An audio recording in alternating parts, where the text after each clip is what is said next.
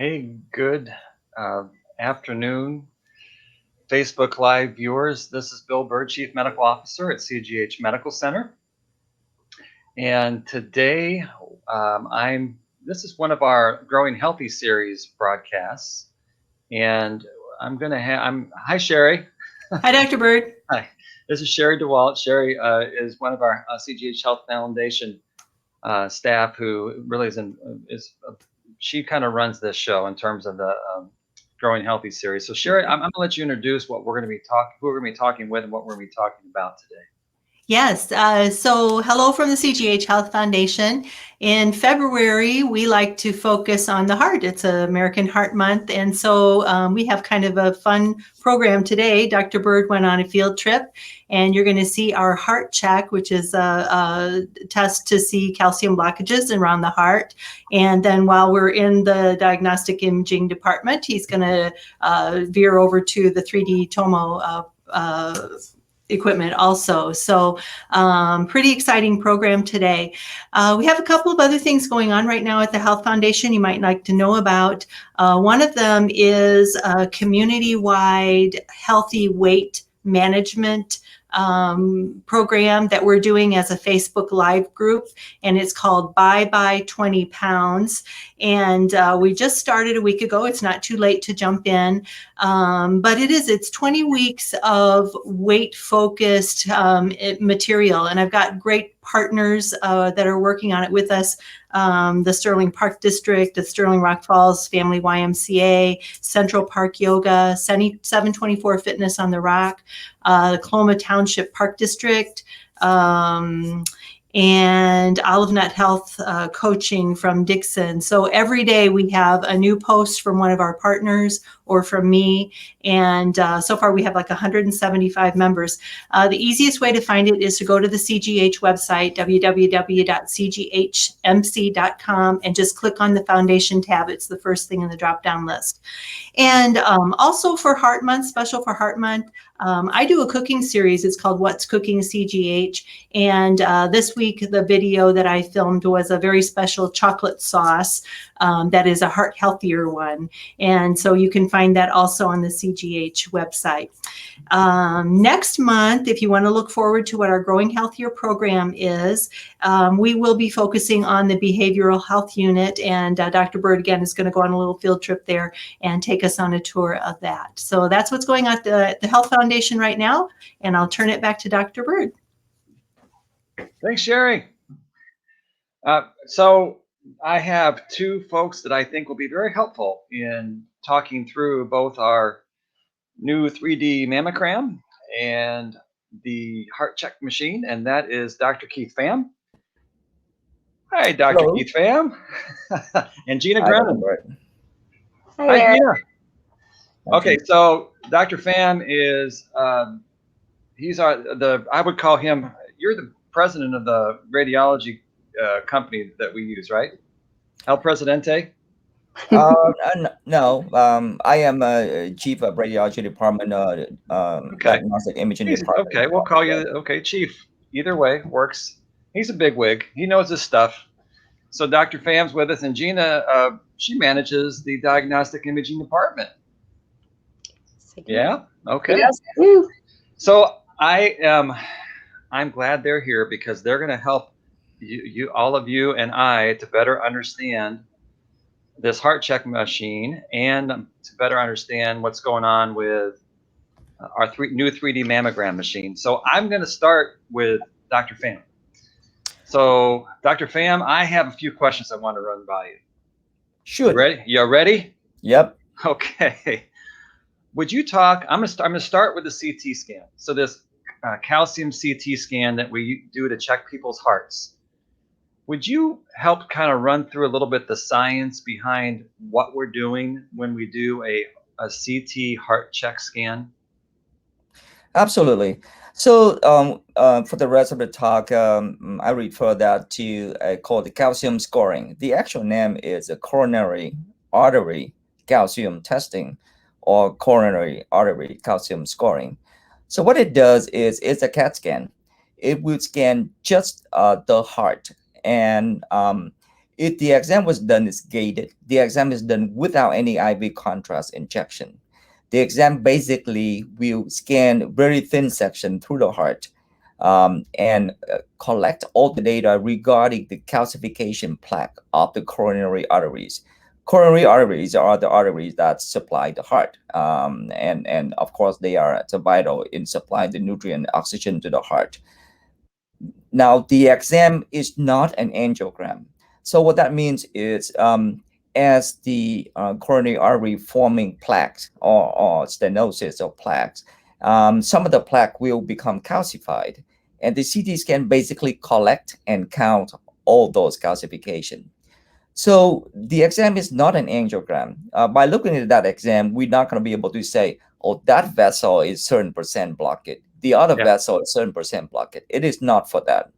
And it is basically in a very, very good, and they have run several studies to correlate the risk of cardiovascular disease or heart attack in association with the calcification plaque that develop along the vessels. So again, this is a good test. That's a good test to associate the risk of Yeah. a patient. So you get a general idea, but you're not getting a specific, this blood Right, vessel right, has right. a blockage here. Right, absolutely, and it's important because it's it's a lot of time, when the patient is at certain risk level, that the decision is kind of in limbo between whether the patient will undergo statin treatment or not, and the That's cholesterol calcium lowering scoring. medication. Yeah. Exactly, statin is the life-saving cholesterol control medication, and when the decision is not clear cut, the calcium scoring will come in and then help. Um, So with that, help me out with this, Dr. Pham. Who would be the? My understanding is the CT, this coronary CT scan, is not for everybody. What's the best niche? What's the best patient that you would say would be a good fit to have this right. First of all, test? the patient has to be asymptomatic. If you are currently having chest pain, this is not the test for it. Okay. This is a screening for the risk. So the this test is not for the patient. They got chest pain and they need to work it up. No, this is not that. Now there is the very selective group of patients. This patients in the intermediate risk, not the patient with high risk or the patient with very low risk. So So I'm going to stop you. What would be a high risk patient? How would you define that? well, that there is a selection of lab tests, the level of cholesterol, the comorbidity of the So patient with hypertension, diabetes, okay. and I would refer that to your primary doctor as well as your cardiologist. Yeah. So, although this exam is, I think, open up to the public, and the patient may be able to self-refer for this, but it's really critical to interpret the result of this exam with the background of your cardiovascular risk. Um, that is not in my realm of practice, but it's important to give it out there that the interpretation of this calcium scoring test should not be done in a vacuum. Yeah. You should go back to your doctor and go to your risk assessment, because if your cholesterol is really high and you have several other comorbidity, a lower risk of calcium scoring exam does not prevent you or do not persuade you from not taking life-saving medication such as the statin that Dr. Burt mentioned early on, and that's important. Do not interpret this result in a vacuum. Now, Yeah. in some patient with where they are at the margin of whether treatment or not treatment, and the calcium scoring show up really good or zero, that is a good decision. So the exam is good when you are in the right group of the risk and you have zero calcium scoring on the exam. You can selectively not to take the statin medication. So again, these are not to be interpreted in a vacuum. It's not a one test to answer all.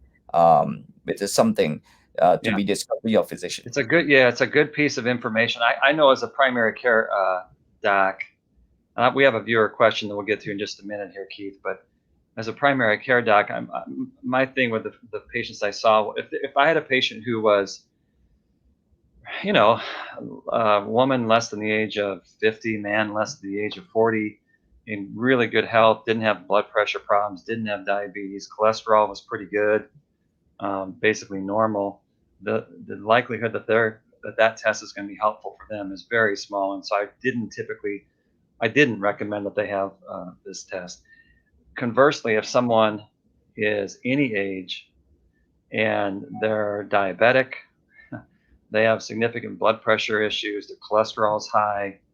Um, I typically didn't do the test either because I would still recommend that they be on cholesterol lowering medication, even if the test, whatever the test showed.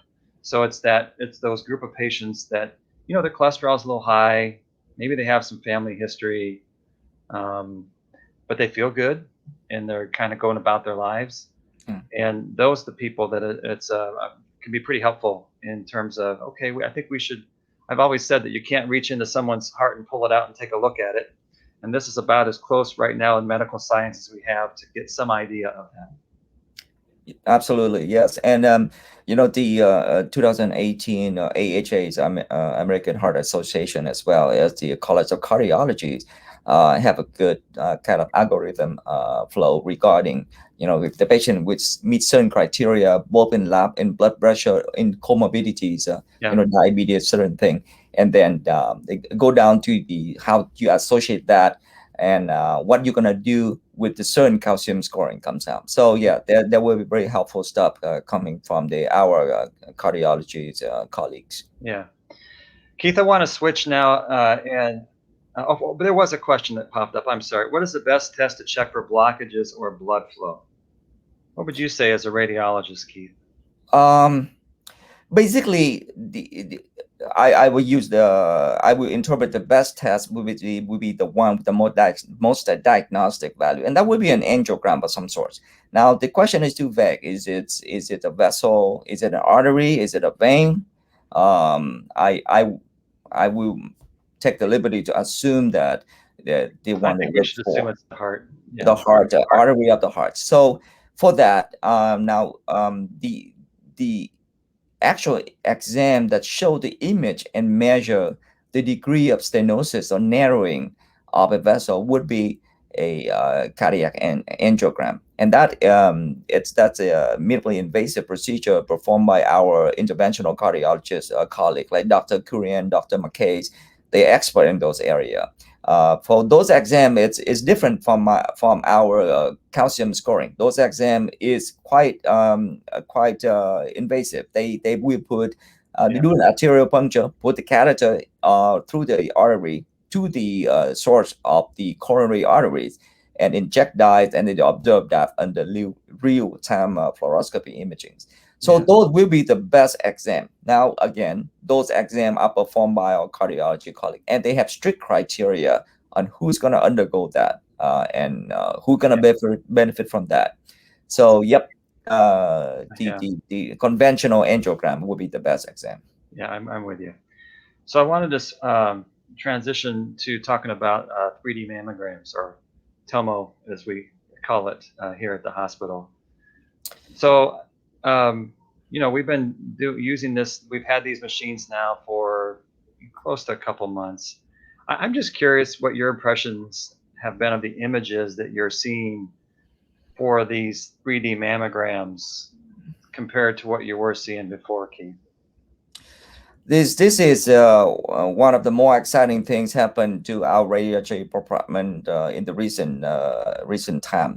We are very excited about having this technology. Now, this technology um, is new, but it's not brand new. There are plenty white papers out there, peer review papers out there, and the data information is rock solid for its benefit.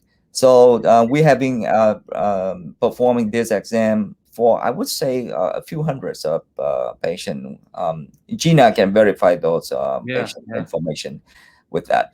And the images are very exciting. Our vendor is a Hologic, and their equipment is fantastic. They are the first company in the country, in the market, to be approved for their unit. So their unit, that they work out all the kink and the um,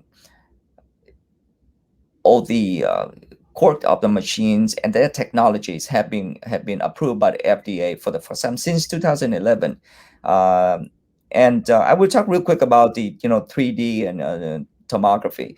Um, Tomogram, it's a technology that used by this kind of machine or similar machine in the market, and in our world we don't call it 3D, but it is as close to 3D as you can get. Yeah, There yeah, are a lot of physics and technical involved. So for example, this thing is not actually volumetric, but basically, it is a mammogram that was performed, that the beam of imaging coming from different angle will kind of sort out or slide through the volume of the breast. So a lot of things that are obscure, because the traditional 2D mammogram, you have two things stand in front of each other and you take one picture across them, there will be overlap. And tomosynthesis will be able to cut through that and solve a significant number of the problem. So the benefit here, you can see uh, obscure lesions better. And we already have example. I mean, of course, when we tell the patient that the patient has a malignancy, it's never fun to do so. But the ability to pick out this thing before it grows big. And that's the whole point of cancer screening. I always tell our patients, it's the goal of mammogram or breast cancer screening is not to detect breast cancer, to detect small breast cancer. You wait long enough, breast cancer will show up without any imaging at all. So the ability to pick up cancer at the very small stage before they even forming a mass, before they become a palpable lump, something the patient can feel, it's important. And the tomosynthesis has started showing its strength. Even we just started doing this exam for a few months, like you say. yeah. Did you see that question that popped up across the screen there, Keith? Yes, it will. When it was gonna happen, I would say in a matter of weeks or a month or so. So right now, right now, what we are doing is we are, since we need to compare to the prior imaging from our facility, which were traditional 2D mammogram. So we also obtained a 2D in addition to the tomosynthesis exam. Once we are comfortable with that imaging, we are going to eliminate the traditional 2D. So it's going to be just a tomosynthesis. Now, keep in mind that the software of Hologic also give us the capability of synthesize, or basically take the tomosynthesis exam and compress it into a traditional 2D. So we can compare with prior exam, and that has been very, very positive result for us. It's a matter of time before we basically just do tomosynthesis and eliminate the 2D, mainly to cut down the radiation dose to the patient. Yeah. Keith, the question there is, what are the advantages of 3D mammos versus the others? I would assume the others here, including the traditional mammogram, Yeah, as I think we well should as assume that. others modality. For example, I think I already mentioned some of that. The tomosynthesis, due to its capability of quote unquote cutting through the breast and bring out things underneath. So the benefits here actually on both ends of the spectrum. Number one, we will be able to detect smaller lesions, tumors that are obscured by the breast density, and it's very helpful in the patients when the breast is dense. That the 2D mammogram is really hard for us to see. Yeah. The for the 2D mammogram, the as the breast become more and more dense, the diagnostic value of the traditional 2D mammogram significantly go down with the breast density. So with the 3D, we'll be able to quote unquote cut through the breast and see on the inside. That's going to be help us to detect more tumor. On the Yeah. other hand, Yeah. those fake lesions that because of the dense breast, that when you see too many dots standing next to each other because they are crowded in the breast, When the too many dots say next to other, we think there may be something. In reality, there isn't there, and that's also being solved significantly by the tomosynthesis. In other words, as we get more comfortable with these procedures, as we go on for for the past few months, we will result in a less callback. So those false positive, those fake lesions that we thought it was there, we will be able to comfortable saying it wasn't there. Yeah. So getting a phone call, hey, you need to come back, anxiety related Right, to that. right. So we're able to reduce in that. Okay. Yeah. Like I say, we just start this for a few months, and I usually give a few moments for us to continue to learn the technology, how get comfortable with the interface. But that is the goal, and then there are data out there, and we will get there. Yeah, I've heard it. How will you decide if you use the 2D versus the 3D on a mammogram appointment in the next few months until you have only the 3D? Maybe this is a good time to call in Gina. Or okay, let's get Gina in here. There's Gina. You want to take a stab at that question, Gina? Sure. Like Dr. Pham said, we're going to transition to all 3D, but 2D will always be available there in the background. So if somebody is adamant about only having 2D, we could absolutely entertain that. The other reason we would use 2D versus 3D is sometimes we have patients that aren't able to hold their breath because in this particular type of imaging, the gantry actually spins over the woman when she's in the machine, and you need them to hold their breath. How long, Gina? It's about 8 seconds. Doesn't sound like that long, but if you're compromised in your breathing, or if you have any other comorbidity that keeps you from holding your breath for that time, that would be alternative way to image that patient and still get a good diagnostic exam. Okay. Yeah, that makes sense. Good. Yeah, I'm really excited about this, and as Dr. Pham described it, it's definitely for patients going to be a very nice option. I've heard in layman's terms that tomosynthesis is as close as you can get to CT scanning without CT scanning. That's about right. Is that fair? So if anyone have been inside the CT, say you go in and out of that ring, and that ring is because the detector, quote unquote, the slice as the slicer, spinning 360 degrees. Now, compare that to the tomosynthesis, as Gina already is using the audio-visual effect of the arms. It's only spin a certain angle, so it's not a 360. So because of that, as I mentioned early on, it's not technically a true 3D because it's not volumetric. But the technology obtains the same. Remember the word CT, the T in the word CT is tomosynthesis. The C stands for computed. So once in the CT scan, the scanner or the detector take a pictures on X-ray imaging from different angle, and then the computer readjust all that into the final image for us radiologists to read. That's funny that you say that it's tomosynthesis, because I've been in medicine now for so long, and I just forget that. I just call it CT. I don't even think, that's a tomo machine right there that we're dealing with. Yeah, the T in the CT is a tomo, and they just use a computer to reorganize the images. Yeah, good. That's good information. Hey, Dr. Pham, thank you so much for being on the program with me, and very helpful to hear your perspective and information about both the CT scan that we do for people's calcium in their arteries, as well as this 3D mammogram or tomosynthesis. I get those two mixed up. So thank you so much, and we'll have you back again, I bet you, sometime. Really? Yeah, well, it's a chance for you to clean up anytime. Clean your office, Keith. I'm sorry? It's a chance for you to clean your office. Anyone's been to my office, it's definitely a distraction to anyone show me discussing my medicine, right?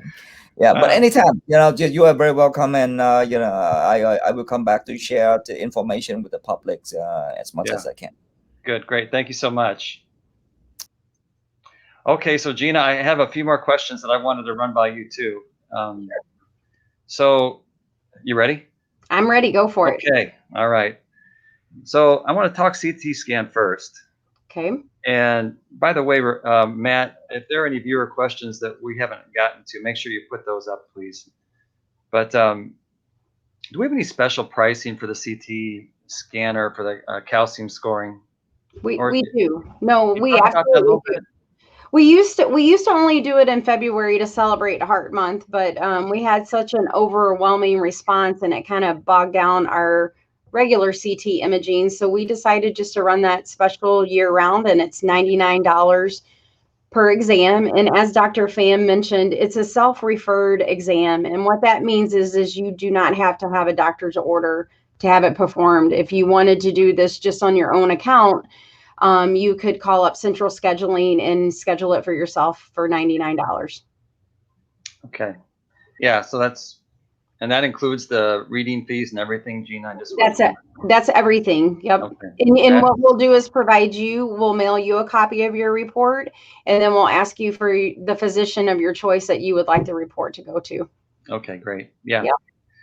And once again, like Dr. Pham said, it's not for everybody. So it's still, you can schedule on your own if you look at the algorithms and check it out, make sure you're a good fit. But otherwise, I would encourage you to have a conversation with your physician, nurse practitioner, physician assistant to kind of talk that through. Right. Yeah. Yeah, I'm with you there. And we're actually part of the broadcast today is we're going to have a little presentation that's in addition to my field trip, where we have a presentation of that check to help out with that. Yep. I always bring this up when we talk during this pandemic with folks, Gina, but can you just briefly talk about in your department how things are set up so that when patients come in for their tomo synthesis, the 3D mammogram, or their CT scan for their heart, that it's a safe spot for them to be? Yeah, absolutely. It all starts at the front door. You're screened, you have a mask on. We take your temperatures, and then once you go through patient registration, then we put you in a waiting room that's socially distanced. We've turned in some of our break rooms and classrooms. They're radiology waiting rooms so that we can make sure you're socially distanced and safe. Once you get to the department, the room's already been cleaned. We use all approved cleaning solutions that kill viruses. And depending upon who was in the room before you, if the patient had some sort of infectious disease, we actually let the room wait through its appropriate air exchanges, just for that added protection that anything floating around in the air is taken out through the air exchange.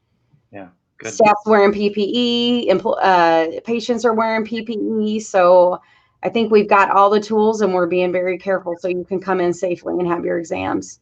I feel the same way, but it's good to hear that. Yep. I walk by your department and everything's just so it's, we're doing all we can to make folks safe and be able to do their normal care during this pandemic. Right. Someone mentioned about the foundation. The other thing the foundation is really, CGH Health Foundation we're very grateful for, is that they help to make mammograms more affordable for the patients that come in and have them. Can you talk about that, Gina? Sure. So in the state of Illinois, most insurances cover screening mammograms. With that being said, if you have to have further workup, the Health Foundation, if your insurance doesn't cover it or you can't afford it, our Health Foundation takes out that financial barrier for you, and they cover the remaining balance of what you would owe for your service that you got. So, I mean, you think about mammo, like Dr. Pham says, having 3D significantly reduces the amount of callbacks by about 40%.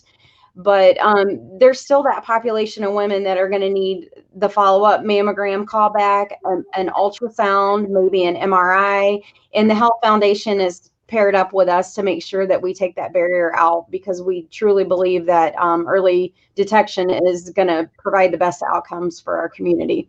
Yeah, they do. It's very helpful to have them in place and doing that. I want to clarify something with you, Gina. Sure. So in terms of helping it be more affordable, is it for the screening part? All of it. All of it. All of it. Okay. They are That, very generous. even the biopsy, if you needed a biopsy? That you would have to go through the financial application, but they Yeah. have covered some biopsies, yes. Okay, but at And least, some MRI, breast MRIs. okay. Folks, that's a big deal. It's a huge Um, deal. yeah, it's really helpful to help people in our community get over at least some of the barriers that they might have to care. Yeah. So, They yeah, just also, Dr. Bird, they also help us in our department. They provide the capes that we provide the women for privacy. They provide all of our education that we give to women if they do have some sort of lesion or some sort of aftercare. They provided all that for our navigator, Erica Adams, to educate. yeah. Yeah. Okay. That's anyhow. I hope folks hear that and hear how nice that is and how much of a service that is. And this program isn't a program to get people to give money to the Health Foundation, but if you hear this, if you're so inclined and you have the resources, this is one of the places that the CGH Health Foundation kicks in and helps our community who are not able to do that on their own. Correct. So it's a good thing. Yep. On a personal note, Gina, you had we talk quite a bit because we've Mhm. worked together a lot, and you had mentioned that when this 3D mammogram came live, that you happened to you were due for your screening mammogram, and you had you had a 3D mammogram. Can you kind of speak to your experience and what that was like? Sure, absolutely. As far as having the mammogram done, the scheduling and everything's the same. Um, the compression that you get on your breast is about the same, so not any worse, not any less. The breath hold is something that's added, but it didn't bother me because I knew I was going to get additional value from it. And I in fact did. I'm normally a woman that is a callback. I usually have a callback, and then I usually have a breast ultrasound. I have dense breasts, so it does greatly reduce that anxiety of you. I mean, after you have your screening and you know you're always a callback, you kind of hold your breath until you get that report. And it was a nice breath of fresh air this time to know that I'm done. I don't have to come back for another year, and I didn't have to worry if I might have something this time. Yeah, that is good. Yeah. One of the things you just that as you're talking about holding your breath, that made me just want make sure that I asked this, Gina, is radiation exposure wise, Hmm. you're maybe a little bit longer to do this test than the two of you. Yep. What's the difference in radiation exposure between the two? There is a little bit more radiation exposure, but it's no more than a chest X-ray. It's actually less than a chest X-ray, so it's minimal, and, Okay. and it's really minimal compared to the value of what you're getting. Yeah. Yeah. Yeah. I just want to clarify that for folks Yeah, who are that's a doing good the math question. about how long, they're underneath an X-ray machine. So Yeah. that's good to know. So if you had to, it wouldn't change in my mind hearing that at all, that I would prefer, if I had it for my patients, to have them have this 3D thing. So yeah. Yeah, it would not impact my decision at all. Yeah. Yep. Okay. Good. Matt, were there any other questions from the viewers that were related to what we've kind of been talking about? I want to make sure while I have Gina here that I get those covered. I am not seeing anything from Matt. Oh, nope, good to go, he says. All right. So, Gina, I have a feeling that people will be our viewers will be seeing you fairly soon. Gina kind of popped into our field trip that we did. We did our field trip yesterday and today, so you'll get to see us both days. Yep. So anyhow, Gina, thanks a lot for being part of the broadcast today. No problem. Thanks for having me. Yeah, great to have you today. So thank you. So what we're gonna do, I'm gonna talk COVID and pandemic a little bit here, and then we'll transition to that field trip, as well as a presentation that we had there in the 3D mammogram area with the Health Foundation and the money that they gave to help purchase this piece of equipment. So, pandemic. First of all, just from a hospital standpoint, it's still, for those of you who might think it's cooled down, it has some. That being said, we continue to have patients in our hospital who are hospitalized with COVID. We have patients who get very sick. Unfortunately, we continue to have some patients that pass away from COVID here in our hospital and obviously in our area. I think Matt probably has the statistics to put up there for us to take a look at.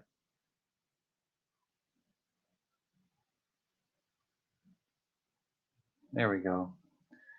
So our daily cases and positivity rate, about 30 a day. That's down a little bit from last week. And positive test rate, 7.7%.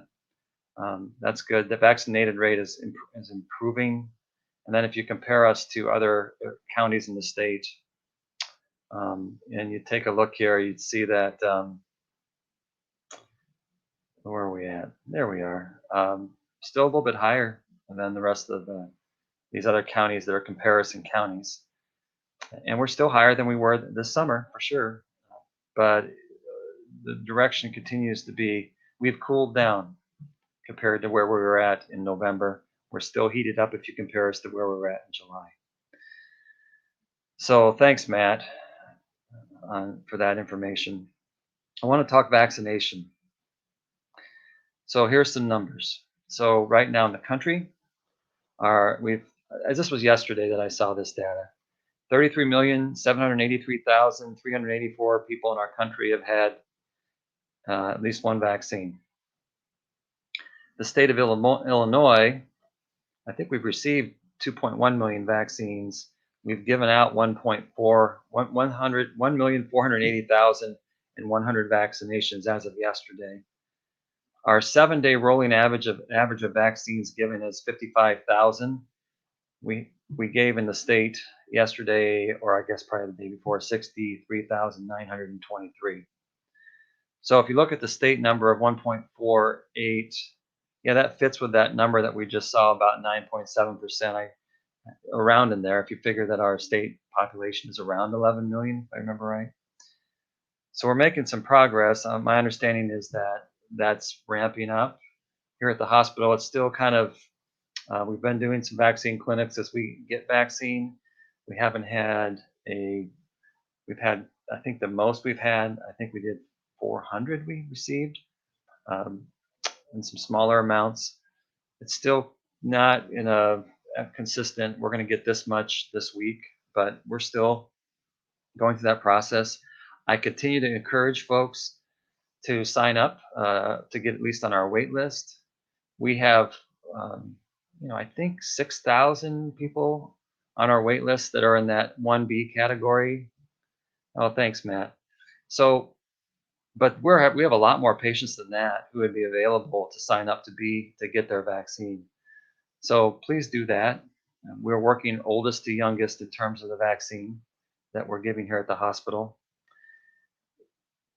I would say that something to keep in mind too is we definitely want to make sure that in this area we get our vaccines up and get everybody vaccinated as soon as possible. I would encourage you to keep in mind though that this is it's a global thing in that we need to immunize everybody, or as many people as will let us immunize them, because if we just immunize those countries that have more resources and don't immunize those countries that don't have the resources, what happens then is, there's of course the moral and ethical side of that, but there's also the issue that if those cases keep percolating and happening, and the more cases that are happening across the world, the more likelihood that you have more variants that will develop. And the more variants that develop, the more difficulty you have with having vaccines work for everybody and having just immunity in general work for everyone. So, yeah, we say we're all in this together. We are, but we are all, the whole world is in this together. All we can control right now, though, is our community, and we're working hard at that, I should say. And one other point on the vaccine I just want to make is, you hear about how effective a vaccine is, and there are different layers of effectiveness. So the research and what is reported to the FDA by these companies is how effective they are in preventing someone from having symptomatic COVID infections. And on that front, so far at least, they've done really well. Of course, the Moderna and Pfizer won about 95%. I think Johnson & Johnson's 66%. I don't know. I can't remember AstraZeneca. So anyhow, they're doing a pretty reasonable job as far as that goes. That could change in terms of preventing symptomatic infections as new variants come into play. But I think the thing we need to realize about the vaccines in terms of their effectiveness too, there's another way from a public health or hospital standpoint that a vaccine can become effective, and that is it's at least effective enough that if you get it, you don't get real sick. So you might feel poorly, but you don't have to be hospitalized. Um, People don't die nearly as often as they are right now from this infection, and that is effective too. And that's when you see 95% and 66%. That's not what we're talking about there. So these vaccines have been way more effective um, in terms of preventing severe disease and death than the numbers that you see posted for effectiveness. So I just want to make sure that we're clear about that. It would be good from a public health and from a hospital standpoint to have the vaccines work well enough that COVID becomes in severity of disease wise at the level of a typical flu season.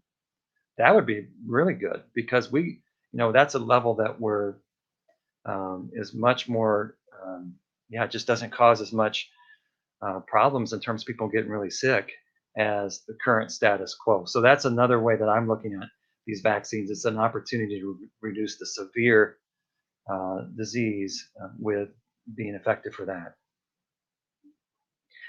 One of the local data point that I'll keep sharing as I have the information.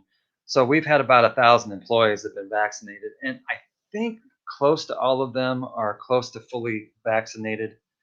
And so far, at least, none of the folks who have been fully vaccinated, both doses a week out from the second dose, that our employee health nurse is aware of, have had a symptomatic COVID infection.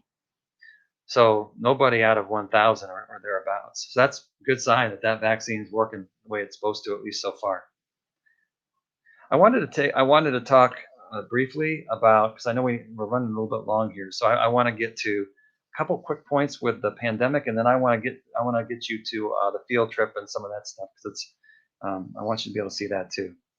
So CDC came out recently with some information about if you've been fully vaccinated and you meet certain parameters, that you may not need to quarantine like you had to before when you get exposed to someone with COVID. And I just want to let folks know that here at the hospital, we're working with the health department to kind of come up with a uniform community message on how we're going to handle that.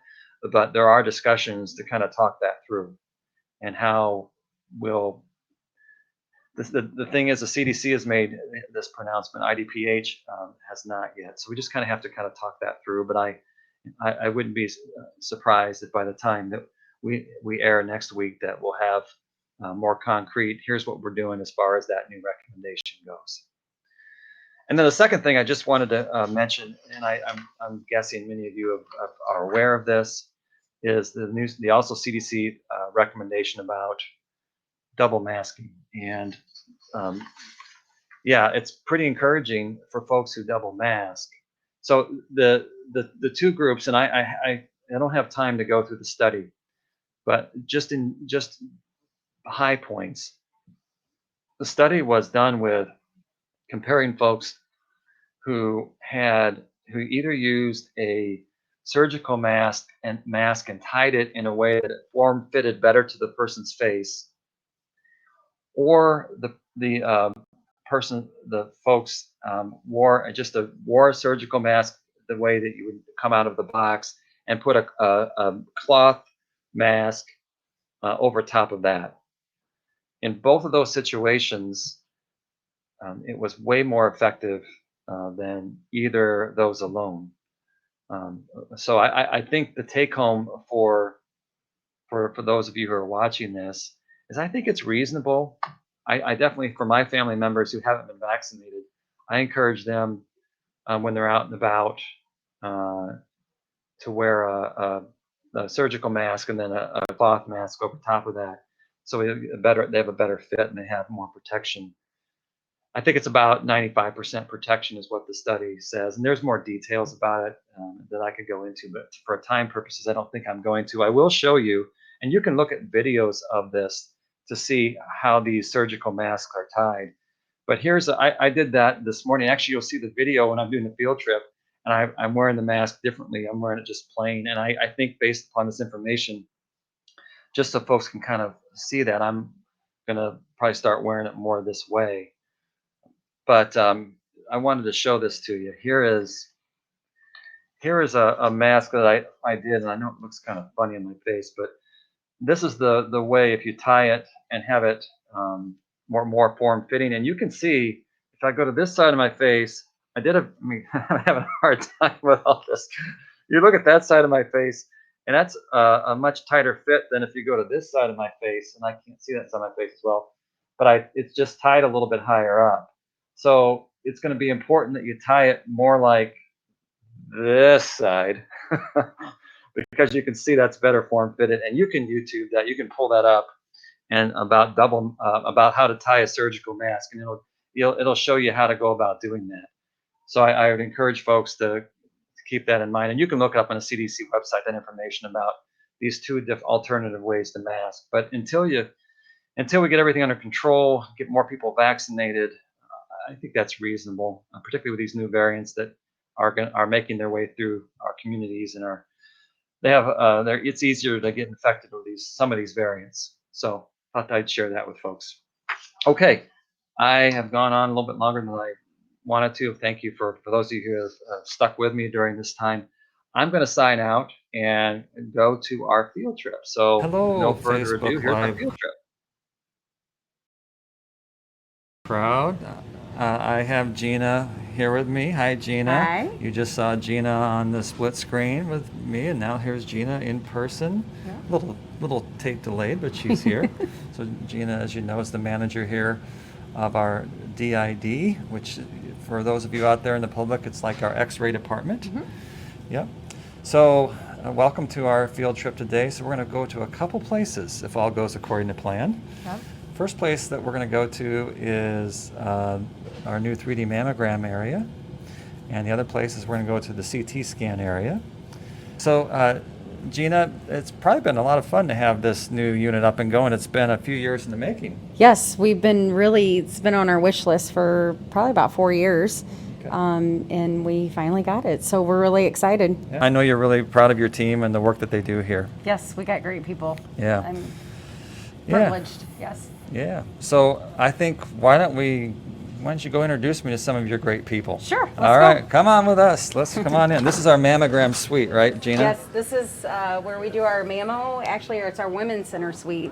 We do breast imaging, both mammography and ultrasound imaging back here. So normally men aren't allowed back here, but usually women can be in their cape and have some privacy and go room to room if they have to have a mammo, and then they go over to the room over there. Oh, I and thought you have meant the their men had to have the ultrasound. cape. No, Oh, okay. no, the women have the cape here. Oh, okay. Got it. I wasn't following the Yeah, cape thing. Okay. so they can stay covered Yeah, right, and sure. have some privacy. Sure, So okay. we have 2 imaging rooms with the 3D mammos. Okay, so in we it. have 2 machines. Yep, we have Okay. 2 machines. All right. One is equipped with a biopsy, and then we still also have our 2D prone biopsy that I know we'll go look at. Yeah, we here might in take a look minute. at that sometime here at this field trip too. So Okay. good. Well, thanks, Gina. Thanks for teeing me up. No problem. I'm gonna go in here and say hi to a couple staff people. Yep, All go right. for it. Oh, here they are. Hi, Dr. Bird. Hi. How we doing, ladies? Wonderful. Okay, so I have with me today Lacey. Hi. Hi, Lacey. Hi, Dr. Bird. And Janelle. Hi, Dr. Bird. Hi, Janelle. So, how long have you worked here at the hospital, Lacey? Oh, I think a total of probably about 10 years. Yeah, you used to work with me out in Morrison even back in the day. I know, way back. Gosh, in you the were a day. teenager then, Lacey. Well, I don't know about that, but Okay, all right. And Janelle, how long have you worked here? 30 years. Whoa, okay. yeah, she's got me beat. Yeah, she does. Yeah, she does. Good. So, yeah, this is our new 3D mammogram unit. Yeah. Yeah. So, tell me a little bit about the bells and whistles that folks who are looking at this machine. What would you tell them about it? Well, this machine, the new 3D, it looks very similar to the 2D that we had. Okay. It's the technology in the machine that's so much more enhanced. Okay. Um, So it's probably more the software than what you actually just look at. It So a lot of is, our ladies that have yes. had mammograms are probably looking at this and going, all right. yes, yep. No, they won't seem much different. No, Right, no, right. Lots of familiarities, like Okay. the compression we still have. Yeah. The If I do, position. I remember going like to a trade show on this, like with the compression, does this thing move a little differently, or is it pretty similar to the others? You know what I'm saying? The compression is very similar to our 2D. Okay. The only thing that I'm gonna does step in move front of you, is, Lacey. is the top portion does make a sweep during the exposure now. So that's the difference that they're going to notice. Okay, all right. And I know Dr. Pham has talked about this on the interview we did today, but a lot more images. A lot more images. The 2D had 4 images roughly, Yeah. and now we're anywhere from 200 to 300 images. So Yeah. it can depend on the size of the tissue and things like that. So. Sure. How are the ladies tolerating this mammogram compared to the 2D one that we had before, Lacey? I've had most women, no complaints. Most women are liking the new technology with the imaging. So, Yeah. yep, they're pretty Okay. happy with it. Okay, great.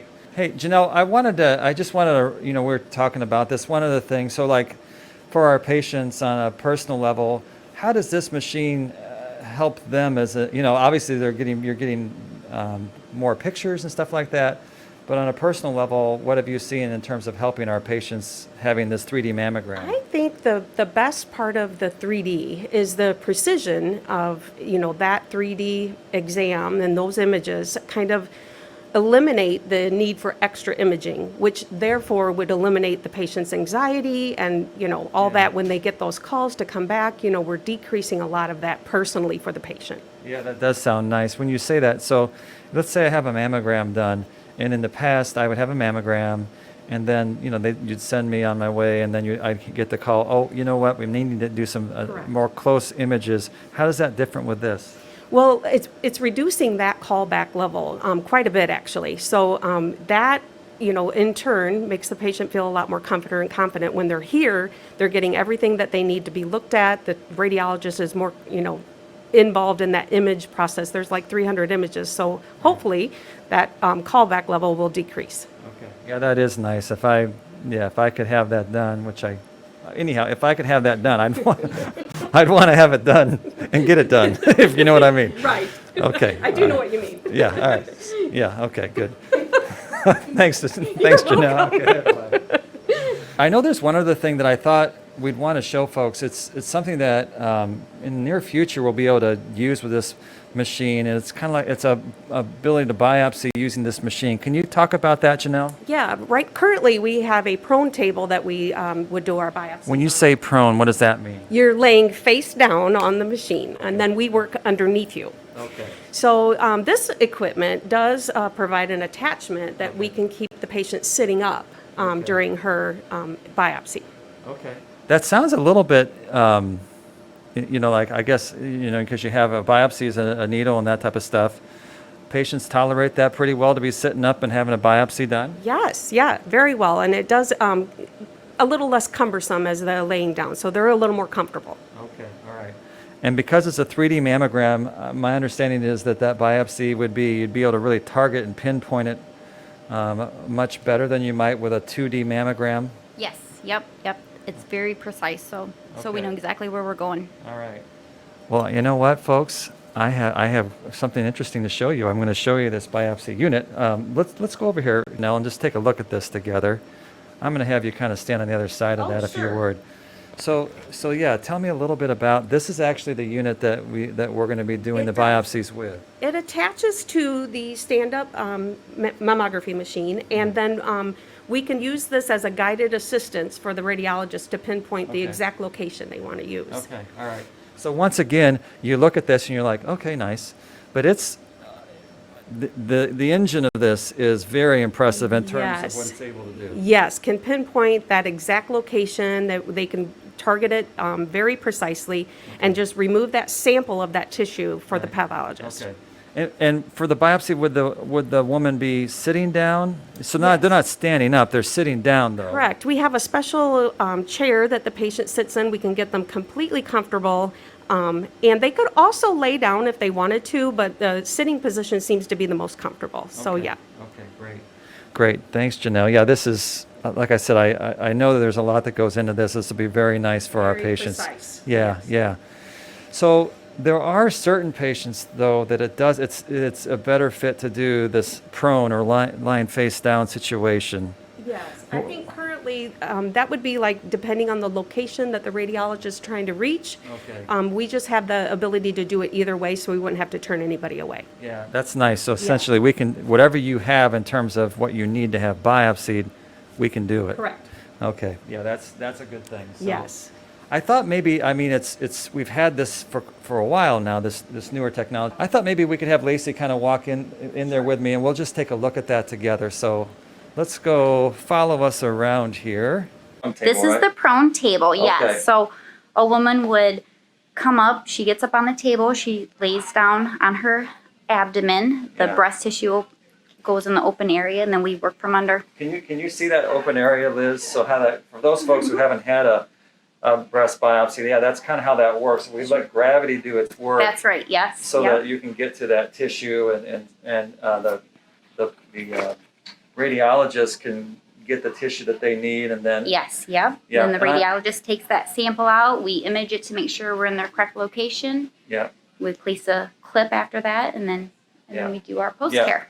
Yeah, so this has been around for a while. We've had this for a while, and this kind of will supplement what we're doing there. Yes, absolutely. My Yep. guess is though, we would, for most ladies, we would probably use that 3D one would be the one we would Yes, use yeah. first. That'll be what we do if we're able to. Yeah. And then if for some reason this is a better choice, then we'll do the prone table. Great, great. Lacey, very nice. Thank you for the guided tour. I see Lacey, she is sporting the pink shoes even. How about that for you? I don't know. I didn't notice Janelle. She was so women's health oriented there, but even your shoes, you got her going. Yeah. All right, nice. Lacey, thanks a lot. You're welcome. Thank you. This is a continuation of our field trip. Gina and I changed clothes for this segment. So, Gina, we're gonna kind of look at this. Basically, it's a CT scanner when we do our heart check, right? Correct. Yeah. Tell me a little bit about that. So the heart check is a screening tool to help your doctor identify any calcium buildup you have in your major vessels of your heart. It's a screening tool, and it'll help determine if you need any further diagnostic testing, like an echocardiogram, a stress test, or even a trip to the cath lab. Yeah. And the reason we're doing that this month is It's heart month. it's Heart Month. So Yep. Heart Month, heart check. We thought that made sense. Yeah. So yeah, thanks. And you'll see. Well, actually, you've already seen Gina and I talk already. So yeah, this is a chance to kind of take a look at this machine. So let's walk in here and take a look and see if we find anybody in here we can talk to. Okay, I'm here at our heart check CT scanner with Kayla. Hi, Kayla. Hi, Nice to have you. thank you for having me. So Kayla, how long have you been at it doing CT scans? Oh, about 18 years. Oh wow, that's a lot of CT scans Yes, it is. under the bridge, or whatever they say. right? Yeah, Yeah. yep. Okay. So what's your favorite CT scan to do to administer? Do you have one? Probably the cardiac storings. Really? Yeah, Why is that? because I like to store them. And Okay, so it's I didn't realize, is it a manual process or is the machine doing some of that work too? we scan it, and then we have to bring it up onto another computer, and that's where we can see the plaque or calcium buildup. Okay, all right, And that's how it gets stored. okay. All right, so then it gives you the number and then you send that off to the appropriate medical person who's To ordered the it. radiologist. Oh, okay, They oversee it and dictate it. And yeah. I'm just curious, when someone's lying on that table or about ready to have that test done, do you ever have a sense of, oh yeah, that's going to be a lot of plaque and it's not, or vice versa? Can you tell when someone's on the table what you think it's going to be and what it actually ends up being? Once You it know what I'm starts, asking? once it starts scanning, we see Okay. the pictures, you can kind of tell if there's going to be a lot. But just by looking at the patient. Okay, and that's, I think, the interesting thing about heart check is that you can't necessarily look at someone and see if their heart has calcium deposits. And so I'm asking you the question because you can't always just look at somebody and know what you're going to see. Yeah, okay. What would you say, like in the job that you do here, Kayla? And by the way, we get a lot of compliments about the work that Kayla does here at the CT scan area. What's your favorite part? I know that's putting you on the spot, but like your parts, what would you say? I don't know, just how nothing's the same. Everything's different. Every patient's different. Yeah. Every exam is different. Yeah. You see a lot of interesting things. Similar to what when we were chatting with Melanie, that's kind of what her answer was too. Yeah. So when you get into CT scanning, it's just stuff's happening. It's happening fast. And it's happening differently. Yep. Yeah. Good. Well, hey, thank you for taking some time to chat with me, and thank you for the work that you do here. Thank you. All right. Very good.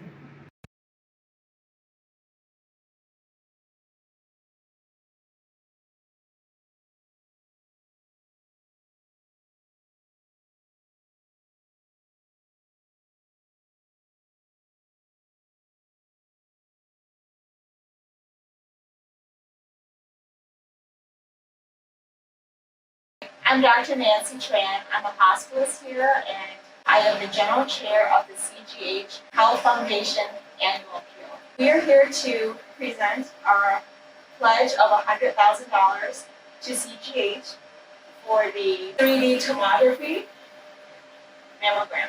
So thank you, Nancy, and on behalf of all of us at CGH, I can't thank the CGH Health Foundation enough for their generosity in making this project possible.